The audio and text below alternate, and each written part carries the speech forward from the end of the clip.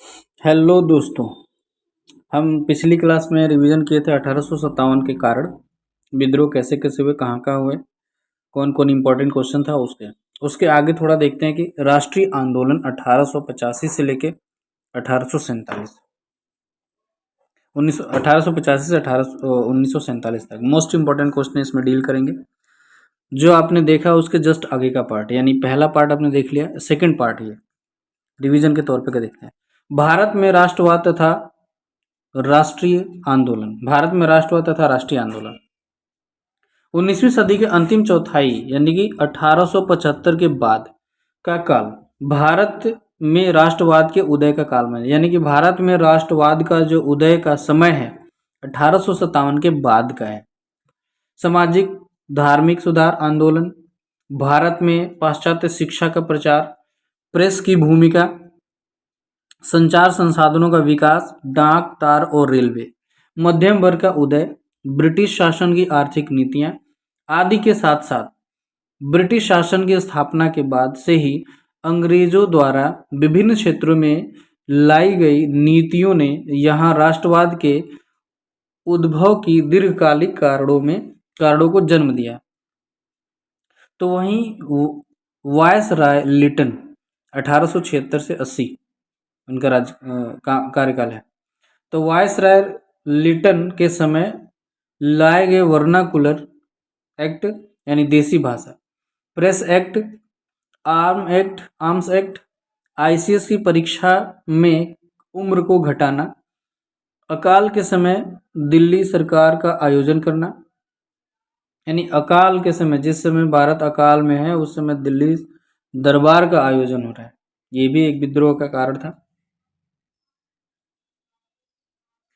आदि के साथ साथ वायसराय रिपन, तो अभी लिटन की बात हो रही, लिटन ने भी जो किया, अब रिपन के समय 1880 से 84 है, एल्बर्ट बिल विवाद हो गया था, भारत में राष्ट्रवाद को जन्म दिया, तत्कालिक कारण इत्यादि रहे, इन सब ने रोल निभाया।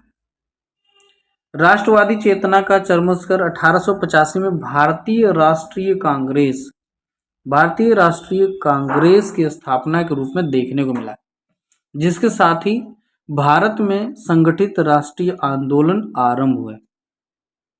भारत में कांग्रेस के नेतृत्व में आरंभ राष्ट्रीय आंदोलन के 3 भागों में बांटकर समझा जा सकता है। कौन कौन है? उदारवादी यानी कि नरमपंथी चरण, जो 1885 से लेकर 1905 तक है, जब कांग्रेस का गठन हुआ तब से लेकर बंगाल विभाजन तक। दूसरा कंडीशन देख सकते हैं उग्रवादी, जो गर्मपंथी चरण है, गर्मपंथी लोग हैं, जो 1905 से लेकर 1919 तक है, नरम दल गरम दल। और तीसरा अगर हम बांटे तो गांधी युग, जो 1919 से लेकर 1947 तक की बात होती है। तो आइए देखते हैं, और कांग्रेस की स्थापना से पूर्व कुछ प्रमुख संस्थाएं उसके बारे में जान लेते हैं। कांग्रेस की स्थापना से फिर स्टार्ट करेंगे। तो उससे पहले क्या क्या रोल अदा हुआ हमारे भारतीय सामाजिक धार्मिक सुधार लोगों ने क्या क्या किया। 1828 में एकेडमिक एसोसिएशन चल रहा था, 1828 में एकेडमिक एसोसिएशन, 1836 में बंग भाषा प्रकाशन सभा, 1838 में लैंड होल्डर सोसाइटी, और लैंड होल्डर सोसाइटी बहुत बड़ा नाम था, जो आधुनिक भारत में यह प्रथम राजनीतिक संगठन मानी जाती है। लैंड होल्डर सोसाइटी आधुनिक भारत में प्रथम संगठन मानी जाती है। जमींदारों, मूलतः जमींदारों की संस्था थी। यह द्वारकानाथ टैगोर के प्रयासों में स्थापित हुई थी, जबकि अन्य सदस्य भी थे। प्रसन्न कुमार ठाकुर थे, राजा कालीकृष्ण थे, राधा कांत देव थे, विलियम थियोडोर डिकेंस थे, जेम्स प्रिंसेप थे, इत्यादि लोगों ने थे। पैट्रियाटिक सोसाइटी यानी कि पैट्रियाटिक एसोसिएशन 1841 में देश की हितैषणी सभा थी। 1841 में देश हितैषणी सभा। 1839 में लंदन में एडम द्वारा स्थापित ब्रिटिश इंडियन सोसाइटी थी, यानी लंदन में 1839 में एक ब्रिटिश एसोसिएशन सोसाइटी की स्थापना हुई थी। 1843 में बंगाल ब्रिटिश एसोसिएशन था, द्वारकानाथ टैगोर की भूमिका मुख्य थी। 1851 में ब्रिटिश इंडियन एसोसिएशन, ये बहुत इंपॉर्टेंट है जो मैं बता रहा हूँ, कौन सी संस्था कहाँ पे किसके द्वारा स्थापित की गई थी, इसको एक बार दोबारा से रिवाइज कर लीजिए। 1851 में ब्रिटिश इंडियन एसोसिएशन, इसके संस्थापक सदस्यों में राजेंद्र लाल मिश्र, राधाकांत देव जो अध्यक्ष थे, और देवेंद्र नाथ टैगोर जो रविन्द्रनाथ टैगोर के पापा थे, हरीशचंद्र मुखर्जी। जानकारी के लिए लिखा हूँ कि रविन्द्रनाथ टैगोर के पापा थे देवेंद्रनाथ टैगोर, और देवेंद्रनाथ टैगोर के पापा थे द्वारकानाथ टैगोर। और हम जानते हैं कि देवेंद्रनाथ टैगोर ही वो व्यक्ति हैं जो पूरे एशिया में सबसे पहले नोबेल पुरस्कार पाए थे 1913 में गीतांजलि के लिए। हरीशचंद्र मुखर्जी पत्रिका हिंदी पैट्रियट संगठन की मुख्य समाचार थी। 1952 में बम्बई एसोसिएशन, 1852 में बम्बई एसोसिएशन स्थापना दादा भाई नौरोजी के द्वारा। 1852 में पूना दक्कन एसोसिएशन, ये पूछा जाता है, कई जगह पूछा हुआ एग्जाम में, पूना दक्कन एसोसिएशन कब बना था? 1852 में। 1866 में लंदन में दादा भाई नौरोजी के द्वारा ईस्ट इंडिया एसोसिएशन, यस ये बहुत इंपॉर्टेंट है क्योंकि दादा भाई नौरोजी बताना चाहते थे कि अंग्रेज हम भारतीयों के साथ क्या सलूक करते हैं, तो बहुत सारी जानकारियां उनको शेयर करने के लिए, देने के लिए, बताने के लिए लंदन में ईस्ट इंडिया एसोसिएशन खोला गया था 1866 में, याद रखना भैया। 1870 में पूना सार्वजनिक सभा, जीबी जोशी, एमजी रानाडे, महादेव गोविंद रानाडे जिनको भारत का सुकरात कहा जाता है, और एच.एस. साठे, एस.एस. चिपलंगुर। 1875 में इंडिया लीग, शिशिर कुमार घोष। 1876 में इंडियन एसोसिएशन कलकत्ता में सुरेंद्रनाथ बनर्जी, आनंद मोहन बोस द्वारा इसकी स्थापना की गई थी। कांग्रेस की स्थापना के पूर्व इसे ही अखिल भारतीय स्तर की संस्था मानी जाती थी। किसको? इंडियन एसोसिएशन जो कलकत्ता में 1876 में खोली गई थी। इंडियन एसोसिएशन के द्वारा ही 1883 में कलकत्ता में नेशनल कॉन्फ्रेंस की बैठक बुलाई गई थी जिसके अध्यक्ष रामतनु लिहड़ी थे, टीजीटी में पूछा गया था। दिसंबर 1885 में नेशनल कॉन्फ्रेंस की बैठक में नेशनल कॉन्फ्रेंस की दूसरी बैठक थी, इसी दूसरी बैठक कलकत्ता में हुई थी।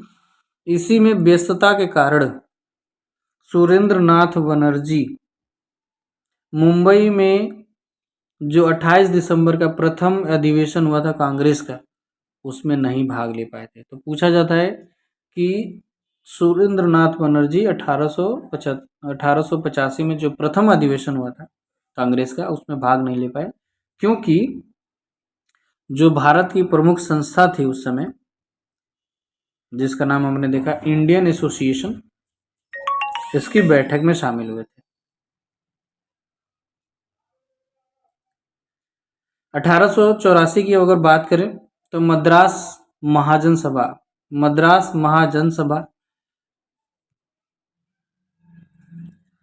राघव चेरियार, जी सुब्रमण्यम अय्यर, आनंद चार्लू।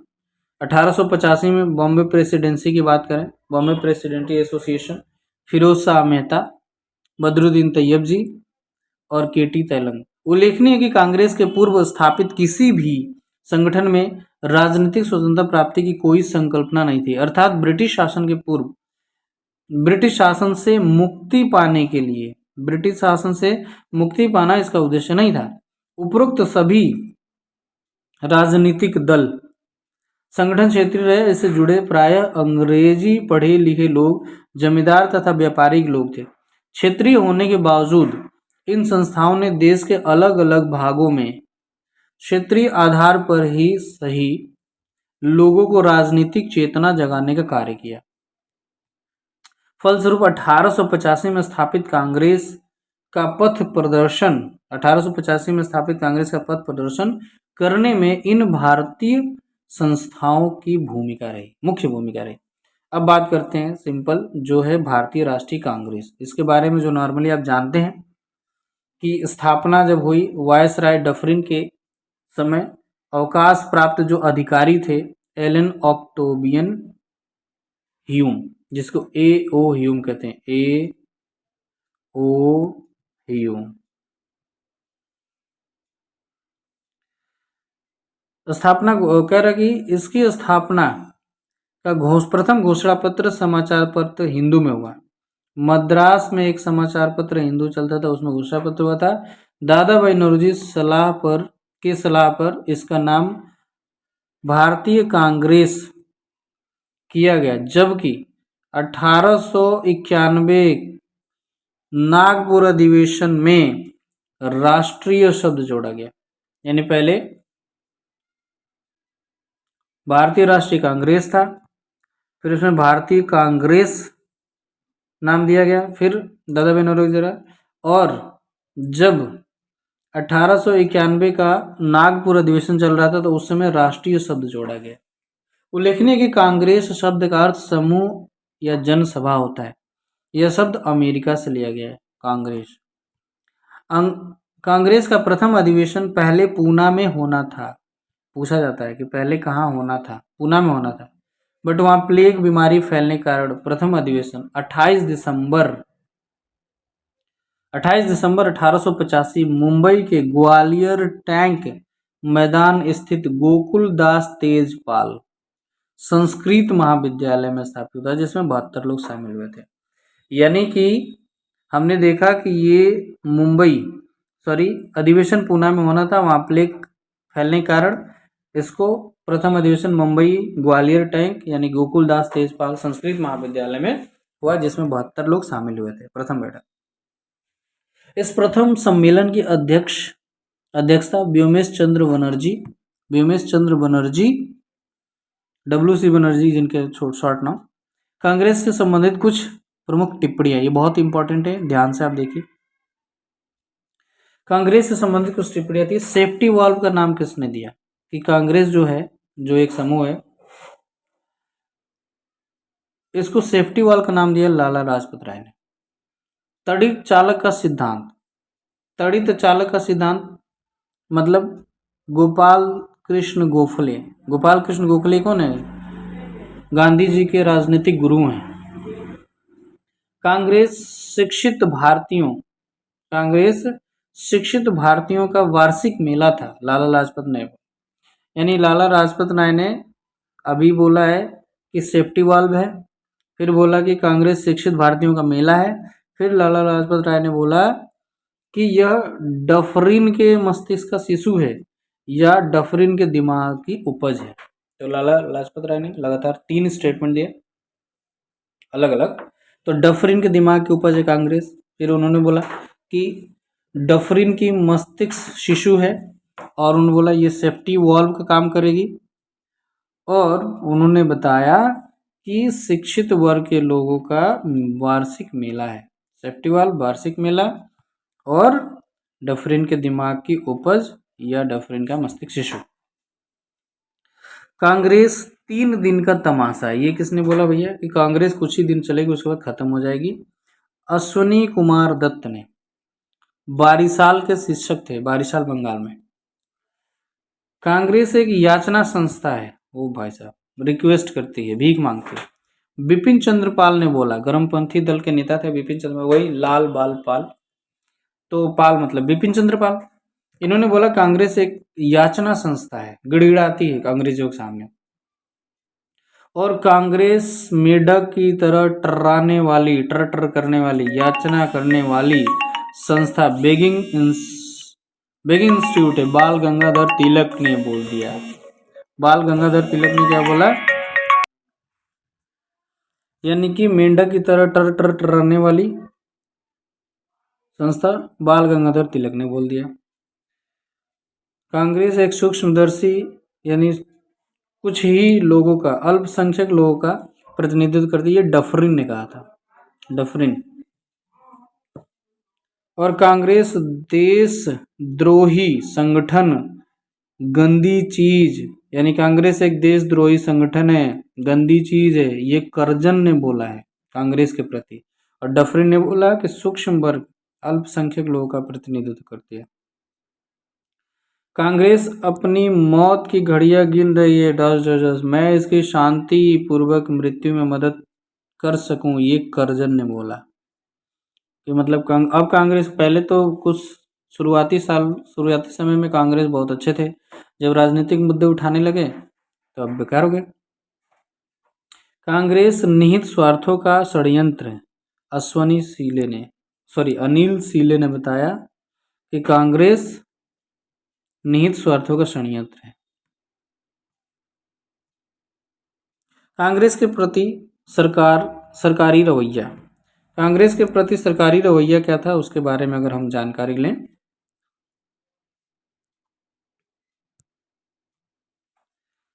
तो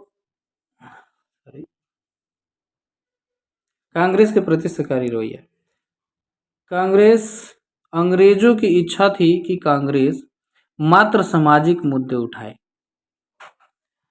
ध्यान देंगे, कोई राजनीतिक मुद्दे ना उठाए, ऐसा गवर्नमेंट यानी कि ब्रिटिशर्स चाहते थे।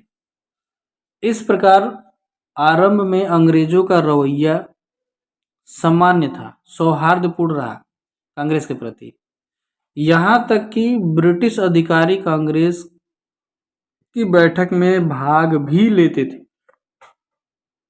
इसका उदाहरण यह रहा कि 1886 में कलकत्ता अधिवेशन के बाद डफरिन ने कांग्रेसियों को उद्यान भोजन कराया और 1887 में मद्रास के अधिकारियों को भी कांग्रेसियों का स्वागत करने के लिए कहा।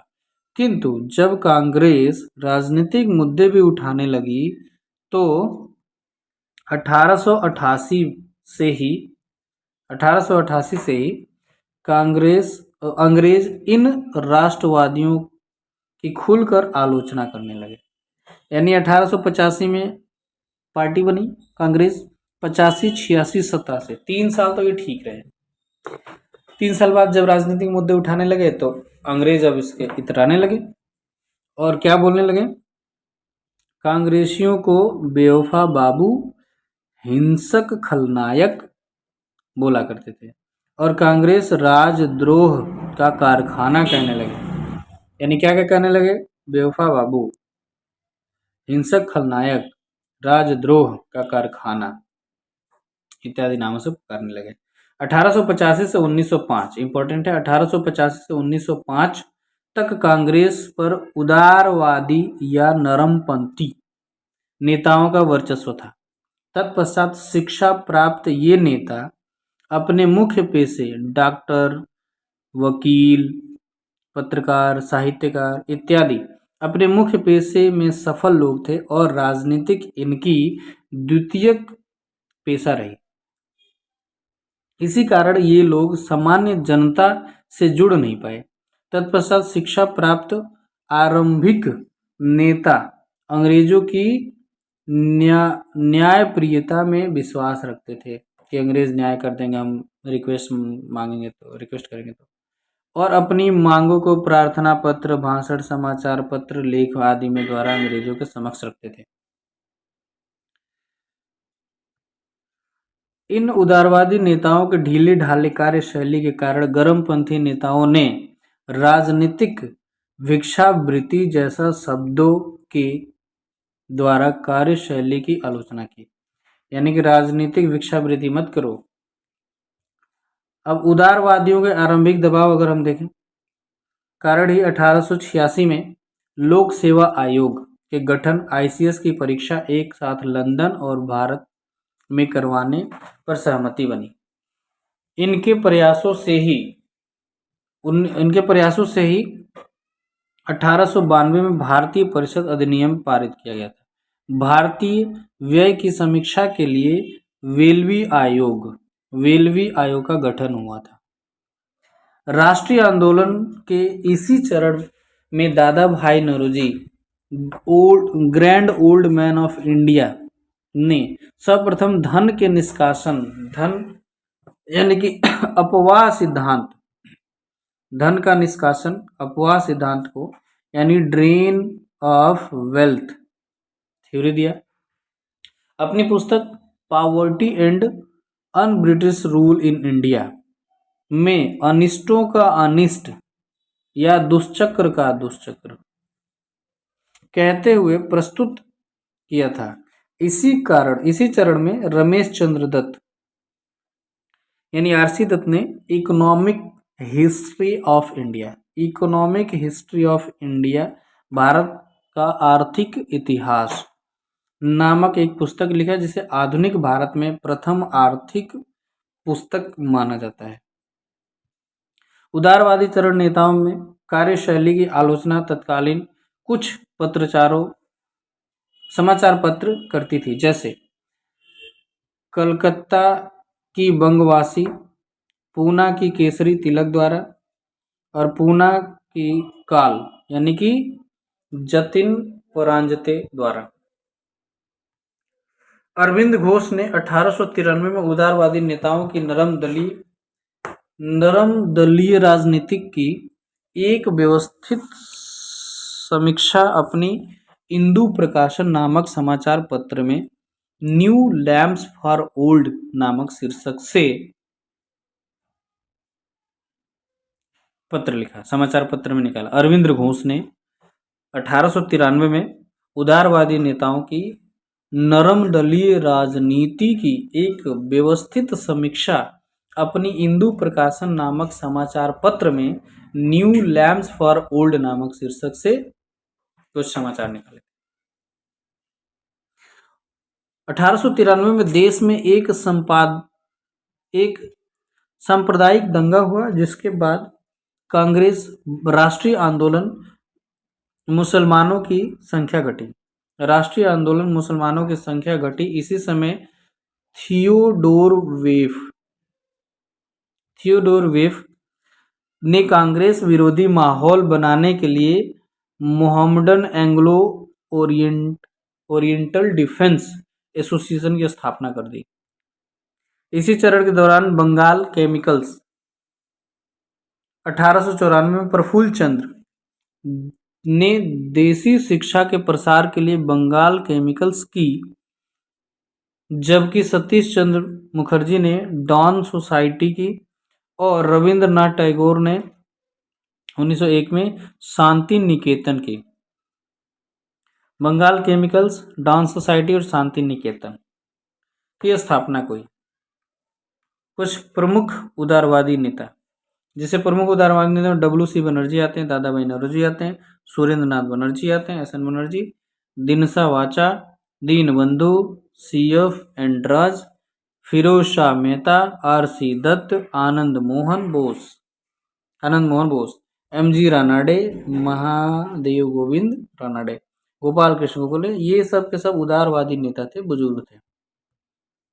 बुजुर्ग का मतलब अनुभवी लोग थे। मुख्यतः लाला लाजपत राय यानी लाल, बाल गंगाधर तिलक बाल, बिपिन चंद्रपाल पाल एवं अरविंद घोष, नाम लोग भूल जाते हैं, लाल बाल पाल घोष भी बोलना है, लाल बाल पाल घोष, अरविंद घोष को छोड़कर लगभग सभी, क्योंकि ये चारों गर्मपंथी नेता थे, मतलब लगभग सभी नेता नरम दल के थे, और ये जो लाल बाल पाल और घोष हैं, ये चार लोग गरम दल के थे। गोपाल कृष्ण गोखले, एम.जी. रानडे भारत के सुकरात। गोपाल कृष्ण गोखले, एम.जी. रानडे भारत के सुकरात के शिष्य थे, यानी गोपाल कृष्ण गोखले एम.जी. रानडे के शिष्य थे। इन्हें महाराष्ट्र का सुकरात माना जाता है। साथ ही महात्मा गांधी के राजनीतिक गुरु भी थे। गोखले का जन्म 1866 महाराष्ट्र के रत्नागिरी जिले में हुआ था। महाराष्ट्र के रत्नागिरी जिले में गोपाल कृष्ण गोखले का जन्म था 1866 में। 1866 में 1885-66, ठीक है। गोखले ने यानी कि servant of India society Gokhale quality general, quarterly general, Gokhale ने क्वार्टरली जनरल नामक समाचार पत्र निकाला था। क्वार्टरली जनरल समाचार पत्र निकाला था, जिन्हें servant of India society, Bharat के सेवक समाज की स्थापना की थी। 1905 की कांग्रेस बनारस अधिवेशन के अध्यक्ष भी रहे। 1909 में मार्ले मिंटो सुधार, बहुत इंपॉर्टेंट है, मार्ले मिंटो सुधार अधिनियम में इनकी प्रमुख भूमिका थी। 1915 में इनकी 1915 में इनकी मृत्यु हो गई। गोपाल कृष्ण गोखले की बात हो रही। कांग्रेस के अधिवेशन से संबंधित कुछ तथ्य, कांग्रेस के अधिवेशन से संबंधित कुछ तथ्य, बस 2 मिनट का और है, देख लेते हैं फटाफट। कांग्रेस के अधिवेशन से संबंधित कुछ तथ्य। कांग्रेस दूसरा अधिवेशन कलकत्ता में अध्यक्ष दादा भाई नौरोजी ने की थी, जबकि पारसी धर्म से संबंधित थे। प्रथम अधिवेशन जानते हैं, डब्ल्यू.सी. बनर्जी, मुंबई ग्वालियर के मैदान में गोपाल कृष्ण से वो सब। तृतीय अधिवेशन की बात करें तो मद्रास में। अच्छा, जो प्रथम अधिवेशन था वो कहाँ था? मुंबई में, ठीक बात। जो दूसरा था वो कलकत्ता में, और जो तीसरा वो मद्रास में। मुंबई, कलकत्ता, मद्रास। बदरुद्दीन तैयब जी इसके प्रथम मुस्लिम अध्यक्ष थे। चौथा इलाहाबाद में था, जो जॉर्ज यूले प्रथम यूरोपीय अध्यक्ष थे। और पांचवा अधिवेशन मुंबई में था, जिसमें विलियम वेडरबर्न दूसरे अध्यक्ष थे, दूसरे अंग्रेज अध्यक्ष थे। उल्लेखनीय है कि विलियम वेडरबर्न तथा व्योमेश चंद्र बनर्जी दोनों ह्यूम की जीवनी लिखे, यानी ए.ओ. ह्यूम जो है, ए.ओ. ह्यूम, उस ए.ओ. ह्यूम की जीवनी लिखने में विलियम वेडरबर्न और व्योमेश चंद्र बनर्जी दोनों ने मिलकर उनकी जीवनी लिखी है। छठा अधिवेशन कलकत्ता फिरोज शाह में था। छठा में कलकत्ता फिरोज शाह में था। इस सम्मेलन में कलकत्ता विश्वविद्यालय की स्थापना की थी, यानी छठा जो अधिवेशन हुआ था उस समय कलकत्ता विश्वविद्यालय की प्रथम महिला स्नातक कादिम्बनी गांगुली, ओहो बहुत इंपॉर्टेंट नाम है इनका, कादिम्बनी गांगुली, कलकत्ता विश्वविद्यालय की प्रथम महिला स्नातक ने भाग लिया था। तो पूछा जाता है कि प्रथम महिला जिन्होंने भाग लिया, तो लोग सरोजनी नायडू और एनी बेसेंट वगैरह का नाम लेते हैं, नहीं। प्रथम महिला जिन्होंने कलकत्ता अधिवेशन में भाग लिया फिरोज शाह मेहता के अध्यक्षता में, वो कादिम्बनी गांगुली तथा संबंधित थी। कांग्रेस को संबोधित करने के लिए प्रथम महिला थी, यानी कांग्रेस जो अधिवेशन था, यानी पूरी पार्टी को संबोधन करने के लिए जो पहली महिला बनी वो कादिम्बनी गांगुली। कांग्रेस का सर्वाधिक बार अधिवेशन कलकत्ता में, यानी कि 10 बार अधिवेशन हुआ था कलकत्ता में, 10 बार।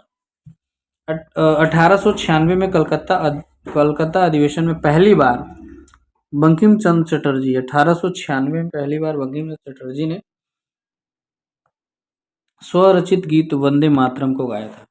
यानी बहुत इंपॉर्टेंट है, बंकिम चंद्र चटर्जी ने जो वंदे मातरम खुद से लिखा था उसको 1896 में कलकत्ता अधिवेशन में पहली बार गाया। कांग्रेस की सर्वाधिक बार अध्यक्षता दादा भाई नौरोजी ने करी एवं जवाहरलाल नेहरू ने 3 बार, लेकिन दादा भाई नौरोजी पहले स्टार्टिंग के ही कुछ गैपिंग पे दादा भाई नौरोजी ने 3 बार किया, जबकि नेहरू जी बहुत लेट किए थे, बट दोनों जने ने 3 बार किया। 1911 में कलकत्ता अधिवेशन में सर्वप्रथम राष्ट्रगान जन गण मन गाया गया। तो 1911 में सर्वप्रथम कलकत्ता में ही राष्ट्रगान गाया गया था, जनगण मन। और अभी हमने देखा कि कलकत्ता में ही 1896 में बंकिम चंद्र चटर्जी द्वारा वंदे मातरम गाया गया। यहाँ पे कट गया है, सॉरी माफ करना। बंकिम चंद्र चटर्जी द्वारा स्वरचित गीत वंदे मातरम गाया गया। तो कलकत्ता में ही वंदे मातरम गाया गया 1896 में, और 1911 में कलकत्ता अधिवेशन में सर्वप्रथम राष्ट्रगान गाया गया, जनगण मन। विलियम वेडरबर्न एकमात्र अंग्रेज थे जिन्हें 2 बार 1889 में और 1910 में कांग्रेस की अध्यक्षता मिली। मात्र एक अंग्रेज जो बाहरी थे, विलियम वेडरबर्न, जिनको 2 बार कांग्रेस की अध्यक्षता मिली। कांग्रेस की अध्यक्षता करने वाले सभी ब्रिटिश यूरोपियन अध्यक्ष थे। सभी ब्रिटिश यूरोपियन अध्यक्ष थे। क्रमशः कौन कौन? जॉर्ज यूले पहले थे, विलियम वेडरबर्न 2 टाइम्स 89 और 10 में सदस्य में, अल्फ्रेड वेब थे, हेनरी कॉटन थे, एनी बेसेंट थी कलकत्ता, एनी बेसेंट जो कि 1917 में कलकत्ता अधिवेशन, और नल्ली सेन गुप्ता ब्रिटिश महिला थी। नल्ली सेन गुप्ता, वैसे लग रहा है इंडियन है लेकिन ये ब्रिटिश महिला है। जितेंद्र गुप्ता से शादी करी थी नल्ली सेन गुप्ता। गोपाल कृष्ण गोखले, बस लास्ट खत्म है। 1905 के बनारस अधिवेशन में सर्वप्रथम लाला लाजपत राय ने कांग्रेस के मंच से निष्क्रिय प्रतिरोध यानी कि असहयोग का विचार दिया। कांग्रेस की प्रथम महिला अध्यक्ष एनी बेसेंट थी। प्रथम महिला अध्यक्ष एनी बेसेंट थी, लेकिन जो प्रथम महिला जो कांग्रेस को संबोधित थी वो गांगुली कुदामिनी गांगुली थी, कादिम्बनी गांगुली। यस, तो प्रथम महिला अध्यक्ष कौन थी? एनी बेसेंट, जो 1917 में कलकत्ता अधिवेशन अध्यक्षता करी थी। Annie Besant. कांग्रेस की प्रथम भारतीय महिला अध्यक्ष जो थी वो थी सरोजिनी नायडू। एनी बेसेंट तो यूरोपियन है, जबकि सरोजिनी नायडू भारतीय थी। तो ये 1925 में करी कानपुर अधिवेशन में।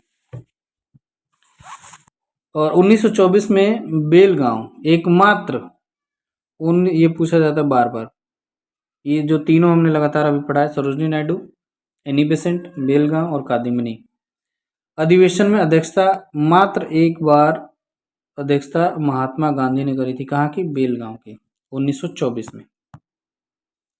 1947 में आज़ादी के समय गांधी जी ने कांग्रेस के सदस्य नहीं थे, यानी कि जब हमारा देश आज़ाद हो रहा था उस समय हमारा जो महात्मा गांधी थे राष्ट्रपिता, वो कांग्रेस के सदस्य नहीं थे, क्योंकि 1934 में ही इन्होंने कांग्रेस से त्याग पत्र दे दिया था।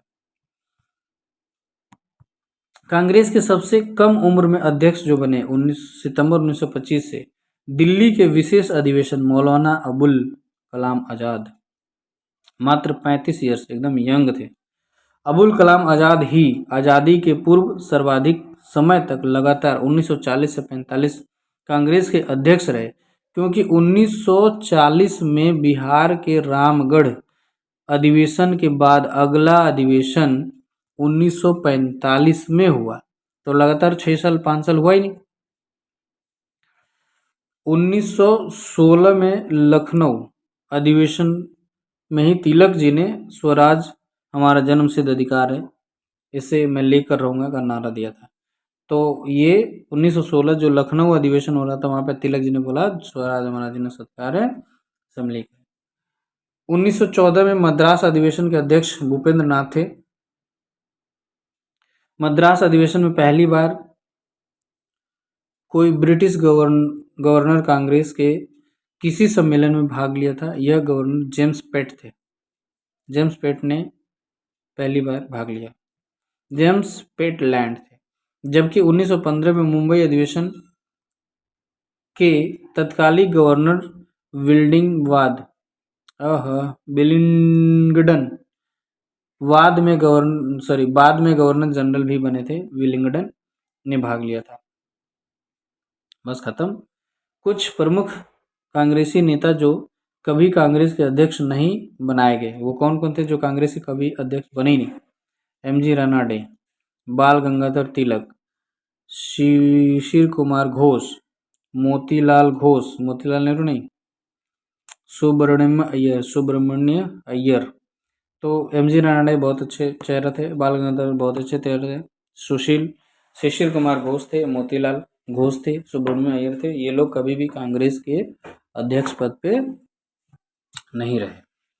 तो मैं आशा करूंगा कि आप लोगों को ये समझ में आई होगी, और एक बार रिपीट कर लीजिएगा, बहुत इंपॉर्टेंट है, specially for TGT, PGT, LT grade, और जो लोग अभी जो शुरुआती में लेखपाल कांस्टेबल की तैयारी कर रहे हैं। दोस्तों थैंक यू सो मच, धन्यवाद।